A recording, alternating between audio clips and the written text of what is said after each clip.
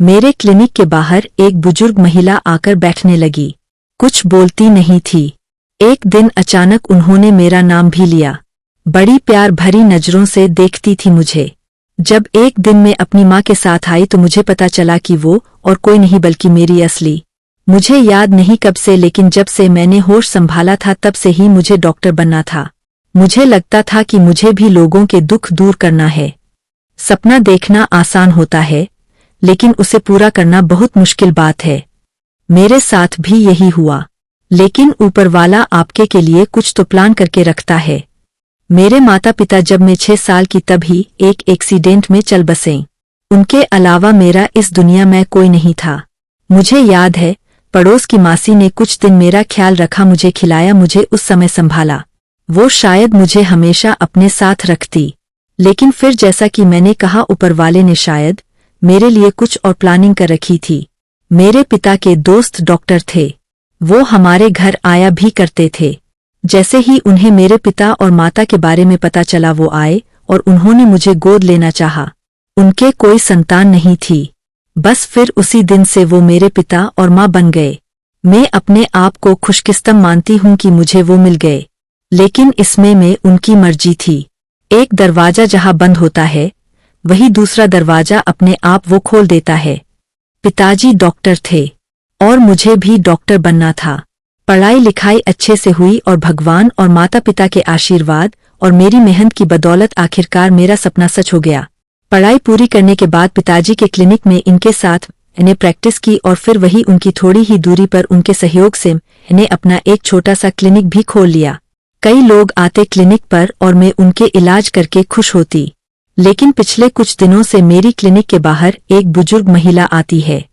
शुरुआत में वो आती थी, बाहर से ही मुझे देखती थी और चली जाती थी। मेरे क्लिनिक के सामने ही उन्होंने अपना डेरा डाल लिया था।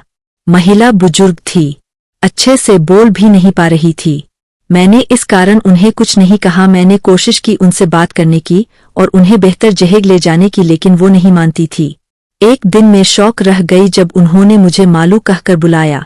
इस नाम से मुझे मेरे पिता और माँ ही बुलाते थे। किसी को शायद ही यह नाम पता था। मेरा पूरा नाम मालती जरूर क्लिनिक के बाहर लिखा था, लेकिन यह नाम उन्हें कैसे? कुछ 1 या 2 मैंने सोचा, फिर मैंने बात को टाल दिया, यह सोचकर कि शायद उनके मुंह से निकल गया होगा। वो वैसी ही कई बातें बड़बड़ाती रहती थी। मेरे आते और जाते समय वो बड़ी प्यार भरी नजरों से मुझे देखती थी, लेकिन जैसे ही कभी मैं उनके पास जाती वो नजरें चुराकर दूर होने लगती। इसलिए फिर मैंने उनके पास जाना छोड़ दिया। करीब 1 महीना हो गया था उनको मेरे क्लिनिक के आसपास। इस बारे में मैंने माँ को बताया था। एक दिन माँ को कुछ काम था और उनका मेरे क्लिनिक आना हुआ। वही उन्होंने उस बुजुर्ग महिला को देखा। देखकर उन्होंने उस समय कुछ नहीं कहा, लेकिन मेरे घर जाने के बाद उन्होंने कहा कि उनकी शक्ल जानी पहचानी सी लग रही है। उन्हें ऐसा लग रहा था कि उन्होंने कहीं उनको देखा है। करीब 15 दिन बाद एक दिन मेरे घर जाने पर माँ मुझे कहती है कि उन्हें पता चल गया है कि वो कौन है, लेकिन अभी पूरी बात नहीं बता सकती। मैंने कहा, कौन है? आप उन्हें जानती है क्या? वो मेरा नाम भी जानती है। उन्होंने मुझे मालू कहकर बुलाया था। कौन है वो? माँ ने कहा कि अभी नहीं, पर बहुत जल्द मैं तुझे बता दूंगी कि वो कौन है। अब मेरे मन में भी विचार आने लगे कि वो कौन है, आखिर इस हालत में कैसे आ गई। अगली सुबह हमारे घर पर मासी आ गई। मासी को माँ ने बुलाया था। आते ही मासी ने उनसे मिलने को कहा। अभी तक मेरे समझ नहीं आ रहा था कि यह क्या हो रहा है। हम तीनों क्लिनिक गए। मासी ने देखा और माँ को कहा कि हाँ, यह वही है। दोनों उनके पास गए। उनको आता देख वो दूर जाने लगी, लेकिन मासी ने उन्हें उनके नाम से बुलाया। बिमला बेन रुको। अपना नाम शायद उन्होंने बहुत दिनों के बाद सुना होगा। मासी ने उनका हाथ पकड़ा। वो फस्ट फस्ट कर रोने लगी। मासी के कहने पर पहली बार वो क्लिनिक में आई। अंदर बैठी पहले से अच्छी लग रही थी, बात भी कर रही थी, रोते भी जा रही थी। लेकिन मुझे अभी तक समझ नहीं आया कि आखिर वो महिला है कौन, जिसे मेरी माँ और बचपन की मेरी पड़ोस वाली मौसी जानती है। माँ जब उनसे बात कर रही थी तब मैंने मासी को बुलाया और पूछा कि आप तो बता दो, यह कौन है? मासी ने बोला, तुझे याद नहीं?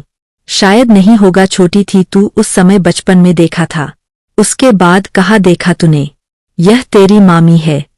याद है जब तेरे माँ बाप गुजर गए थे तब आस पड़ोस मोहल्ले वालों ने कहा था कि तुझे किसी रिश्तेदार के यहाँ छोड़ दूं। हालांकि मैं नहीं चाहती थी, लेकिन फिर मैंने सोचा कि मेरे पास रहकर क्या मिलेगा, तेरा भविष्य बन जाएगा अगर कोई मिल जाए तो। तेरे एक ही मामा थे, तेरे नाना का जमीन जायदाद सब था, लेकिन तेरी माँ ने अपने पसंद से शादी की जिस कारण उन्होंने उनसे रिश्ते तोड़ दिए थे। जब मैं तुझे लेकर उनके पास गई तो तेरे मामा तो तुझे देखकर पिघल गए थे, लेकिन तेरी मामी ने साफ मना कर दिया कि हमारा इससे कोई रिश्ता नहीं। तुझे याद है उस दिन मैं तुझे ले गई थी, मासी ने मुझसे सवाल किया। मुझे याद है, धुंधला सा। मैंने कहा समय कभी एक सा नहीं रहता। आज इनके सगे बेटा बहू ने इन्हें घर से निकाल दिया। तेरे मामा के जाने के बाद इनकी यह हालत हो गई। शायद इनको अपनी की उस गलती का अब एहसास हो रहा है। बुरे समय जब आता है तब एहसास होता है कि कभी भी घमंड नहीं करना चाहिए, यह कभी भी किसी के साथ भी हो सकता है।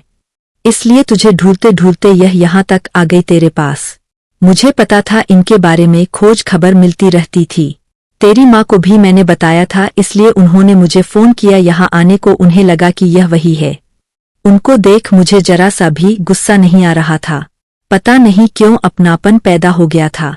उन्हें लगा था कि उनसे गलती हो गई थी। अब जाकर उनकी आंखें खुल गई थी।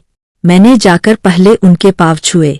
अब वो हमारे ही साथ रहती है, थोड़ी बातें भी करने लगी है।